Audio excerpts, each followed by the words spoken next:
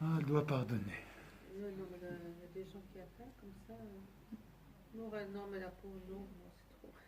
Elle est partie à Milan et ils étaient en train de regarder une petite boutique et tout ça. Et elle n'arrivait pas à se décider. Et le gars, il commence à l'engueuler, à l'insulter. Elle dit, mais calmez-vous, monsieur, un peu de respect. J'ai dit, ben, il n'est pas fait pour être vendeur, je suis désolée. Hein. Quand on est dans la vente, on doit Ah supporter oui, les oui. clients. Ouais, mais il y a des gens qui Et sont. lorsque comme je dis, il y a deux voies, deux réactions possibles face à une provocation. Soit tu dis paix, et ça c'est les âmes très élevées, soit tu réagis. Et ça c'est l'ego. Face à les serviteurs de miséricordieux, lorsqu'ils sont provoqués par un ignorant, ils disent paix. Ça c'est et on a cette tendance à l'intérieur. Il y a quelque chose qui dit eh, mais tu ne réponds pas. Et l'autre, l'ego, il va lui dire réponds. Donc on a le chien, on a le sage. Hein. Et on doit toujours fortifier, nourrir, alimenter le sage par la sagesse, par l'invocation de Dieu, par l'éducation, par l'entraînement. Ça prend du temps. Hein. Ça prend Bon, du mais le problème, c'est qu'elle était blessée. Elle était très blessée. Et après, jusqu'à ça. présent, on a du mal Oui, oui. à. Après, 2 jours, 3 jours. ouais, ouais. Et après, elle commence à réfléchir et Inch'Allah à va penser que ça vient oublier. d'elle et que c'est. Non, c'est Mais il faut plus les problématique que Ah ça. oui, il faut discuter. Il faut... Oui, oui, bien sûr, j'entends. أعوذ بالله من الشيطان الرجيم بسم الله الرحمن الرحيم الحمد لله رب العالمين الرحمن الرحيم مالك يوم الدين إياك نعبد وإياك نستعين اهدنا الصراط المستقيم صراط الذين أنعمت عليهم غير المغضوب عليهم ولا الضالين آمين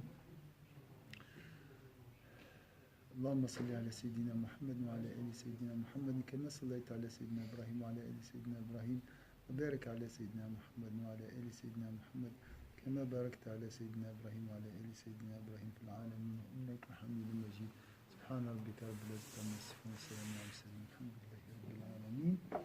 On va continuer, Inch'Allah, notre cours concernant réprouver ce bas monde, Dam al-Dunya. Et on a dit Ad-Dunya daru man la dara lahu. La Dunya est la demeure de celui qui n'a pas de demeure. Ce bas monde est la demeure de celui qui n'en a pas donc une maison. Dans le sens, celui qui ne cherche pas la vie de l'au-delà va choisir ce bas monde. Hein? Celui qui ne cherche pas la vie éternelle va la remplacer par l'amour de la vie d'ici-bas. Donc on doit choisir bien sûr la vie de l'au-delà, la vie après la tombe. Hein? C'est la vraie vie. Et on sait très bien, mais on oublie. Hein? Et on doit essayer. On doit essayer toujours de penser à cette vie éternelle où il n'y a pas de maladie, il n'y a pas de pauvreté, il n'y a pas de problème. Hein? Et nous avons à l'intérieur de nous ce pressentiment qu'un jour nous vivons, Inch'Allah, dans le bonheur total. Et nous attendons, et on a des attentes, nous avons des rêves. Hein? En fait, c'est aussi la vie antérieure, notre vie antérieure. Au paradis, on était bien. Hein? Donc nous avons toujours cette nostalgie. On veut revenir ou aller vers le paradis. Inch'Allah, c'est la même. C'est pour ça que quand tu vois des paysages, tu dis c'est beau. Quand tu vois de l'or qui brille, des choses qui brillent, des choses lumineuses, tu dis c'est beau. Pourquoi? On a vu avant. On a vu avant. Hein? Quand on voit des châteaux, on dit Masha'Allah, c'est beau. Hein? Hein? Tout ça, on l'a vu avant. Et pas seulement les châteaux qui nous attirent, c'est le bonheur dans les châteaux que nous qui nous attire aussi. Vous êtes d'accord? Hein, ça nous rappelle notre vie antérieure. Donc il faut essayer de toujours d'écouter cet attachement à la vie future. Quand tu es dans les soucis, pense à cette vie et tu vas oublier tes soucis. Dis, de toute façon, tout est éphémère. Un jour, je vais trouver ma demeure éternelle et je vais oublier tous ces problèmes. Ça sera un jour, Inch'Allah, disparu. Hein, tous ces soucis disparaîtront un jour. C'est vrai ou pas? وَمَالُ مَنْ لَا مَالَ لَهُ. Et la richesse de celui qui n'en possède pas. La vraie richesse aussi, c'est la vie de l'au-delà. Ça, c'est la vraie richesse. La richesse dans la vie de l'au-delà. Aujourd'hui, tu peux être riche un jour, 2, 3 jours, 20 ans. Mais toujours, il y a un risque. Dans la vie de l'au-delà, l'argent est éternel. Les biens de la vie de l'au-delà sont éternels. Il n'y a pas de souci. Tu n'as pas besoin de code. Il y a tout là-bas. Hein? La sécurité, tout. Hein? Alhamdulillah. Il faut travailler. Il faut faire le bien dans la vie d'ici-bas pour mériter cette richesse. Donc la vraie maison, c'est dans la vie de l'au-delà. Bien sûr, on doit travailler ici. Travailler pour Dieu, pour servir l'humanité, pour ne pas être au chômage, ne pas être social. Il faut faire un effort. Il ne faut pas tendre sa main. On n'est pas des mendiants. Hein, vous êtes d'accord? La dignité humaine, tout ça. Le travail est une adoration. Le prophète, il a dit, quand il a vu la main d'un maçon, il avait honte de saluer le prophète. Il a caché sa main. Parce que les rugueuses. Hein, et il a dit, non, le prophète sallam a pris sa main, l'a embrassée. Il a dit, c'est une main aimée par Allah et son messager. Allah et son messager aiment cette main. Hein? Le travail est une adoration. Mais il ne faut pas que le travail occupe le cœur. Il ne faut pas que ce soit une obsession. Voilà. C'est difficile, hein? Donc il faut être conscient de ça et Allah guide, Inch'Allah. Allah nous guidera, Inch'Allah. Les enfants, c'est bien, il faut les éduquer, tout ça. Il ne faut pas que ça soit une obsession. Toute chose sur cette terre peut être une obsession. Toute chose. Jeu d'échecs, le foot, la musique, tout. Hein? وَلَهَا يَجْمَعُ مَنْ لَا عَقْلَ لَهُ. Donc on parle de ces gens qui, attention, c'est pour lui que l'insensé amasse. L'insensé, c'est le fou, celui qui n'a pas de raison. Il amasse l'argent. C'est pas interdit. Ce n'est pas interdit d'être riche. Mais attention toujours, il ne faut pas que mon cœur soit possédé par l'amour de la matériel, ce bas monde. وعليها يعادي من لا علم له. Donc ما يلزمكش في الدنيا هذه تعادي أحد. اللي قال اللي ما عندوش علم يعادي. Que celui qui n'a pas de science est. Celui qui n'a pas de science est.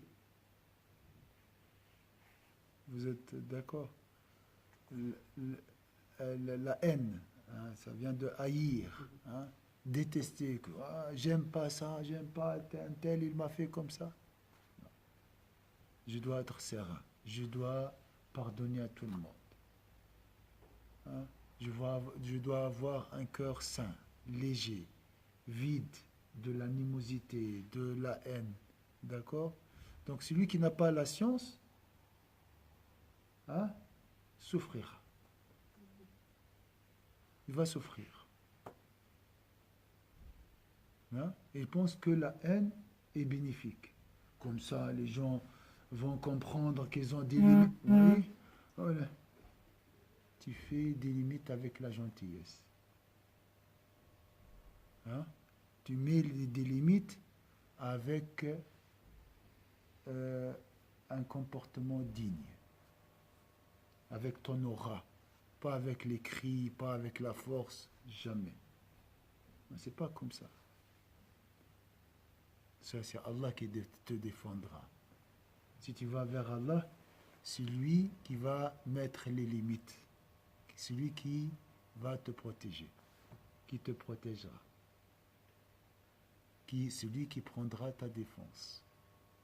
Mais si tu vas vers l'ego, là, débrouille-toi.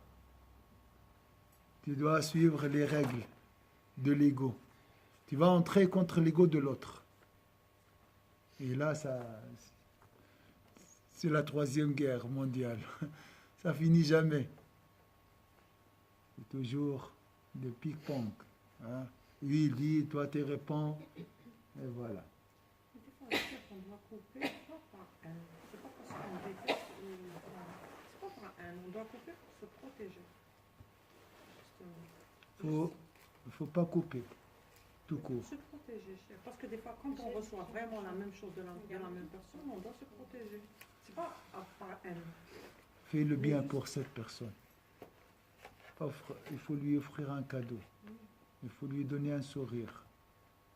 Nous interdisons le blâmable par le convenable. C'est ça la science de l'île. Donc, qu'est-ce qu'il a dit ici? Que celui qui n'a pas de science est.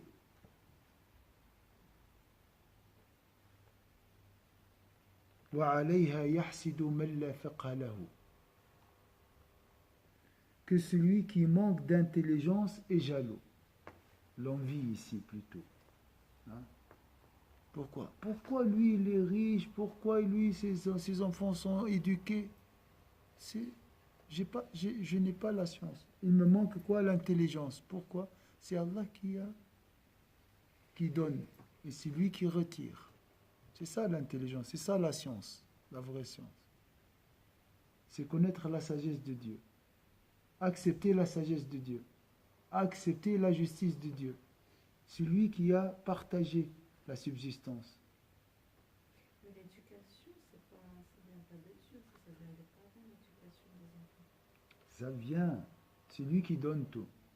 C'est Allah la source, Fatima, de tout, de toute subsistance. L'éducation est une subsistance. Personne ne va éduquer mal son enfant. Non, parce que vous avez des parents qui sont en retrait de l'éducation. Non. L'éducation, elle n'est pas bonne. Moi j'ai 5 enfants, les 5 ils sont différents. Et puis je veux le bien pour tous. Bien sûr. Donc je fais tout mon mieux, mais il n'y a rien à voir mes enfants, par exemple, avec les enfants de mon frère, quoi. Et voilà. Mais eux, voilà, c'est comme ça. On doit faire un effort, et même si notre effort vient de Dieu. Hein. C'est lui qui donne la force. C'est lui qui gère tout. Mais on doit faire un effort. Et en même temps, accepter le décret d'Allah Azza wa Jal. Allah a partagé la subsistance entre nous. Lui, il est riche, moi, je suis pauvre. J'essaye, je dois travailler. Je ne dois pas dire, ah, je suis pauvre et je dois rester pauvre. Non, je travaille. Mais si je reste toujours pauvre, je dois accepter. Je peux être pauvre, je dois accepter et améliorer ma situation. Je suis riche, je dois reconnaître les bienfaits d'Allah Azza wa Jal. Donc c'est ça la solution pour ne pas tomber dans l'envie. Ah, pourquoi lui, là, et moi, j'ai rien. Hein? D'accord? Excusez-moi, vous faites penser à quelque chose, parce que dernièrement, j'ai lu quelque chose qui disait que Dieu disait que, par exemple, c'est Dieu, comme vous dites, c'est lui qui donne le risque. Oui. C'est lui qui donne, par exemple, une personne qui est pauvre et une personne qui est riche. Et Dieu a décidé ainsi. Parce que la personne qui est pauvre, si Dieu l'enrichit, elle va faire mal les choses, voilà, elle va oublier Dieu. Il y a quelque chose qui C'est va pas aller. possible. Et la personne riche, si elle devient pauvre, ça va être néfaste pour elle. Donc il y a, voilà, c'est équilibré. Voilà. C'est Dieu, Il est riche, mais il lui manque par exemple les enfants. Toi, tu es pauvre, mais tu as des enfants. T'es pauvre, mais tu as des qualités. Lui, il est riche, mais il n'a pas des amis. Allah a partagé la subsistance. Donc, il ne faut jamais être jaloux. C'est un équilibre pour nous-mêmes qu'on ne sait pas. Hein. Ah oui, si, On dit, oui. oh mince, pourquoi j'ai pas laissé travailler. En fait, c'est un équilibre pour nous-mêmes, mais on ne le sait pas. Puis la richesse, c'est un bien dans ce monde, mais c'est pas forcément un bien pour rentrer au paradis. C'est plus facile pour un pauvre, on dit, d'entrer au paradis que pour un riche. Ça dépend. Comment le riche On dit- utilise son argent. Ça dépend de Exact, tout. mais Ça dépend. Ça ajoute plus de. plus de t'es riche, difficultés. plus tu fais du mal. Non, il y a des riches qui Plus sont on est riche, plus on est corrects. Oui. content. Il y en a quand même. Heureusement. Il y a du tout. On oublie les autres. Mais ce qui est important, moi, Ouais. Ouais. je dois dire Alhamdulillah. C'est vrai, parce que je veux dire, l'aya des trois, al-hakum al-takafur, c'est les enfants et l'argent. Donc ces gens-là, généralement, ils oublient les autres. Hein. Ils oublient même leur relation avec Allah. Subhanahu. L'homme de Généralement, nature Et la plupart. tend vers la rébellion. Hein, Yatra, inna al-insana la yatra. Et il n'y a pas aussi une ayah aussi qui dit Fitna. Mais ça peut être dans les deux sens.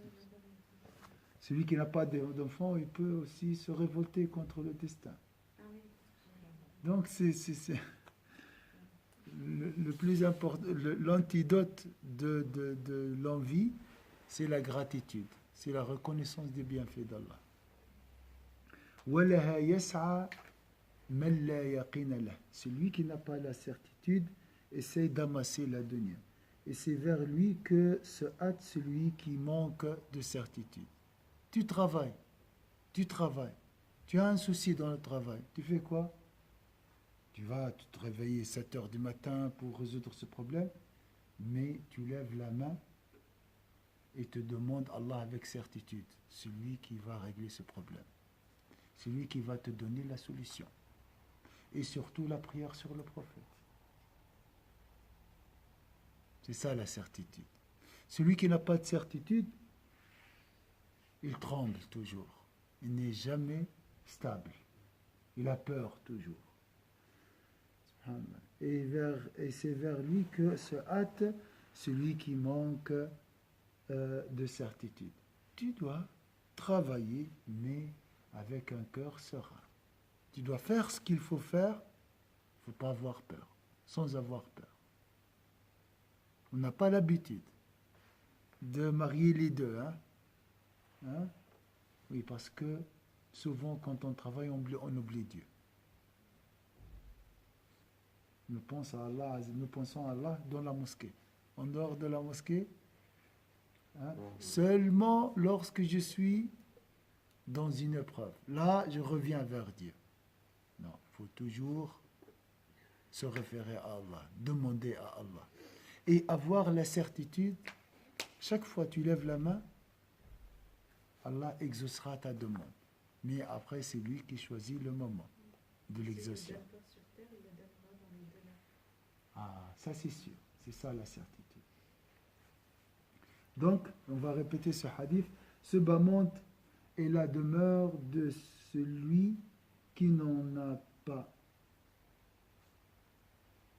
Il faut préférer la demeure éternelle sur la demeure. Tu préfères quoi? Une villa? Tu veux être propriétaire ou locataire? Propriétaire. C'est ma demeure. Donc la demeure éternelle, c'est dans la vie de l'au-delà. Dans la vie de l'au-delà, tu deviens propriétaire. Dans la vie d'ici-bas, c'est tout éphémère. On est de passage. Voilà, le frère de notre est décédé. Subhanallah. C'est une vie qui est partie. C'est une histoire. Il a des enfants, il a une femme sûrement. C'est un rôle qu'on joue après. Voilà. Notre rôle de l'air. C'est pas une vie éternelle ici. Cette demeure n'est pas éternelle. On est de passage. On est des gens de passage. Alors pourquoi se battre? Hein? Alors pourquoi tout ça? Pourquoi se battre, s'engueuler? Voilà, ça sert à Se rien. jalouser, l'envie, je te parle plus, je te souris plus. Tristesse, tout ça. Non. Pourquoi ne pas prier? Pourquoi ne pas invoquer Dieu pour gagner la vie de l'au-delà? On oublie. C'est pour ça que nous sommes que des êtres humains. Voilà. Alhamdulillah, nous avons le cours, nous avons les cercles, nous avons la mosquée. C'est un grand bienfait d'Allah qui nous rappelle. Propre Mais plus. en arabe, il faut préciser pour les gens qui sont arabophones que le être humain, ça veut dire ins, et ins, il y a le mot oubli. Parce qu'on oublie. Mm. C'est juste. Fatima, j'ai entendu ça, mais en réalité, ça vient de euh, euh, quelque chose qui est apparente. Il y a le mot oublier là. Parce que j'avais lu un livre et Adam, il avait donné, il devait vivre pendant un certain temps. Oui, Et il a donné une période de sa vie, de son âge, à un fils qu'il a apprécié. C'était Daoud, le prophète David. Il a donné une partie de son âge. Et quand il est arrivé, l'ange de la mort, il lui dit non, mais il vous reste encore quelques années à vivre. Et il a dit tu as oublié. Et c'est là en fait que c'est resté ce mot oublié. mais Oublié, parce que- l'oubli chez l'être humain est accidentel. L'homme n'est pas de nature oubliant. Donc ça fait pas partie du mot ins. Nous, Non. c'est ce qu'on a appris. Non. L'ins, c'est contre le djinn. Le djinn, il est caché. Le ins, il est apparent. C'est une créature visible. Hein? Inni anastu naran, j'ai vu un feu. Non. Ça vient de visible. Les djinns, janna al-laylu, c'est lorsque la nuit recouvre l'univers. Parce qu'ils disent qu'en arabe, les mots ont plusieurs Bien sûr. définitions. Mais la forme grammaticale n'accepte pas que le mot insan vient de nasiya. Anisa, anastu, ça vient de anasa. Ça vient pas de nasiya. C'est différent. D'accord? Parce que le mot nasiya, il n'y a pas le alif. Tu vois? Et ça vient de mots familiers. Parce que cette connotation, quand on dit l'homme est oubliant, Oui, c'est ce qu'on c'est une mauvaise connotation. Donc il n'y a que ça? Non. L'homme, ça vient de familier. Il est apparent. Pourquoi? Il ne fait pas peur. Alors que le djinn, qui est caché, qui est invisible, fait peur. Tout ce qui est inconnu, tout ce qui est caché, suscite la peur. Et tout ce qui est visible, connu, dissipe la peur. Mais quand on dit l'homme est oubliant, c'est vrai qu'il oublie Allah, il oublie tout. C'est ça que- Peut-être c'est sur ce. Ça, c'est un défaut. Mais l'homme contient l'Esprit de Dieu. Ça, c'est la qualité de l'homme. Oui. L'oubli, c'est C'est un petit moment. un petit moment. On est conscient toute la journée. Voilà. De temps en temps, j'oublie. Hein? Heureusement. Donc voilà, donc préférez la vie de l'au-delà. Cherchez la vraie richesse. Et quand je dis ça, il faut travailler. Et le travail est une adoration comme la prière. Jamais tu détestes quelqu'un sur cette terre. Jamais tu gardes une rancune dans ton cœur. Pas d'envie et demande à Allah Azza wa Jalla avec certitude. Voilà quelques recommandations à respecter durant notre vie, durant notre passage sur cette terre. أعوذ بالله من الشيطان الرجيم بسم الله الرحمن الرحيم والعصر إن الإنسان لفي خسر إلا الذين آمنوا وعملوا الصالحات وتواصوا بالحق وتواصوا بالصبر سبحانك اللهم وبحمدك نشهد أن لا إله إلا أنت نستغفرك ونتوب إليك سبحان ربك رب العزة عما يصفون وسلام على المرسلين الحمد لله رب العالمين بارك الله فيكم إن شاء الله. Franchement, c'est ça. Allah, je les ai compris. Inch'Allah.